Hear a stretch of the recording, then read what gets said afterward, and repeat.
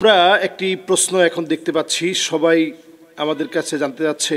অনেক মুসল্লিকে দেখি মসজিদে দখলদারির নামে দুই গ্রুপে মারামারি, মসজিদ দখল, এই জাতীয় কাজ মুসলমানদের দ্বারা সংগঠিত হচ্ছে। আমরা খুব দুঃখ বারাক্রান্ত হৃদয় নিয়ে বলি, তাবলিগ জামাতের ভিতরে সৃষ্টীয় দুই গ্রুপের যে মারামারি কাটাকাটি চলছে, এটা আমাদের জন্য খুব অমঙ্গলজনক। যারা এতটা দিন ধরে দাওয়াতের এই কাজের এই মেহনতে যারা সময় পার করছিল, একই প্লেটে যারা খাবার খাচ্ছে, যাদের সম্প্রীতি আর ভালোবাসা এতটাই বেশি ছিল, একজন আরেকজনের জন্য সবসময় বলতো যে ইকরামুল মুসলিমিন, একজন মুসলিম আরেকজন মুসলমানকে সম্মান করবে। ওয়ায়ুসিরুনা আলা আনফুসিহিম ওয়ালাউ কানা বিহিম খাসাসা, যাদের চরিত্র হবে একজন আরেকজনের জন্য ছাড় দিবে। কিন্তু আজকে বড় দুঃখজনক যে দুইটা গ্রুপিং এমন ভাবে হচ্ছে, একজন আরেকজনকে হত্যা করার উপক্রম হচ্ছে, একজন আরেকজনকে মেরে ফেলার উপক্রম হচ্ছে। দাড়িওয়ালা টুপিওয়ালা কোনো আলেম অথবা এই লেবাসের কোনো লোক যখন এরকম মারামারি সংঘাতে লিপ্ত হয়, তখন এটা আমাদের জন্য খুব দুঃখের কারণ হয়ে দাঁড়ায়। আল্লাহ রাব্বুল আলামিন নবী করিম সাল্লাল্লাহু আলাইহি ওয়াসাল্লামকে তিনটা অপশন দিলেন। এক নাম্বার অপশন দিলেন, কুল হুয়াল কাদিরু আলা আইয়াবআসা আলাইকুম আযাবাম মিন ফাওকিকুম, নবী আযাব আসবে উপরের দিক থেকে, উল্কিপিণ্ড পাথরগুলা সব বিচ্ছুরিত হয়ে বেল্ট থেকে এমন ভাবে পৃথিবীর দিকে দিয়ে আসবে, মানুষ মারা যাবে। নবীজি উম্মতকে এতটা ভালোবাসতেন, নবীজি বললেন আউযু বিওয়াজহিক, আল্লাহ আপনার কাছে পানাহ চাই, এত বড় আযাব দিয়ে আমার উম্মতকে আল্লাহ আপনি ধ্বংস করে দিয়েন না। দ্বিতীয় নাম্বার অপশন আল্লাহ রাব্বুল আলামিন দিলেন আও মিন তাহতি আরজুলিকুম, অথবা আযাব আসবে পায়ের নিচ থেকে। নবী করিম সাল্লাল্লাহু আলাইহি সাল্লাম তখনও বললেন আউযু বিওয়াজহিক, আল্লাহ আপনার কাছে পানাহ চাই, এত বড় আযাব আল্লাহ আপনি মেহেরবানি করে দিয়েন না। তৃতীয় নাম্বার অপশন দেয়া হলো আও ইয়ালবিসাকুম শিয়া, দলে দলে আপনার উম্মত বিভক্ত হয়ে যাবে।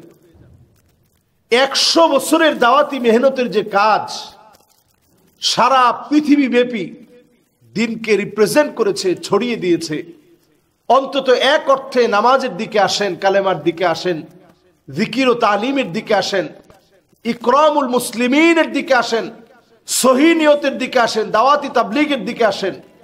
এই মেহনত যাদের মেহনত ছিল, এই কাজ যাদের কাজ ছিল, সেই মানুষগুলো এখন এমন ভাবে বিভক্ত হয়ে গিয়েছে, যেটা আমাদের জন্য খুব বেশি লজ্জাজনক, খুব বেশি দুঃখজনক।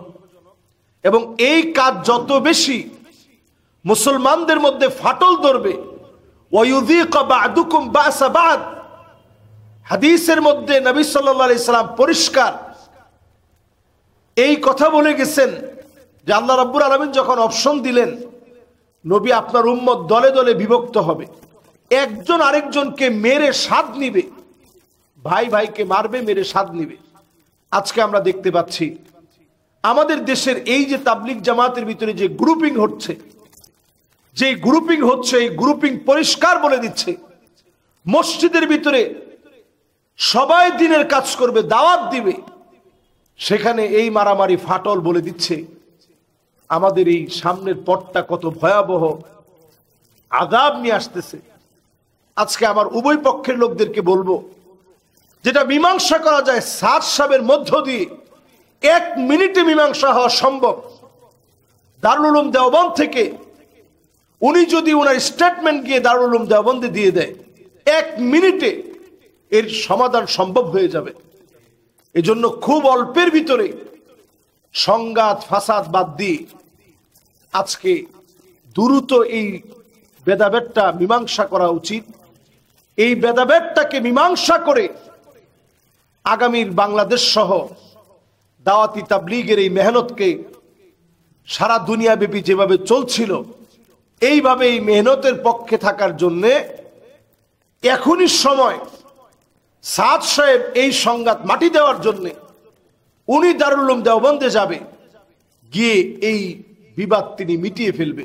উনার ব্যাপারে যে কথাগুলো আছে এগুলো সব মিটিয়ে ফেলবে।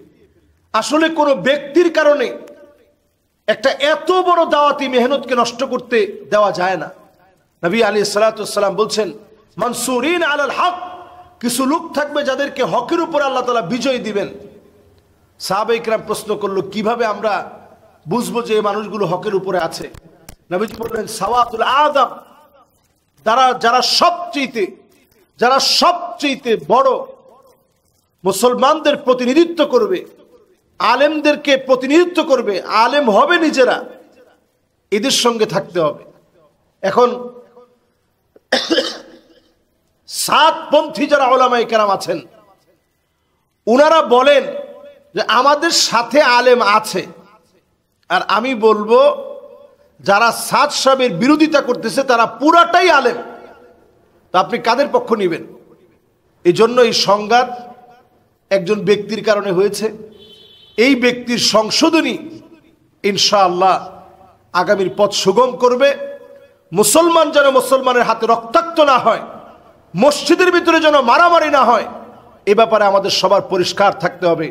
নবী আলাইহিস সালাতু ওয়াস সালাম পরিষ্কার বলেছেন, এমন একটা সময় আসবে ইয়াতাবাহান নাসু ফিল মাসাজিদ, মসজিদে মসজিদে লড়াই হবে, মারামারি সংঘাত হবে।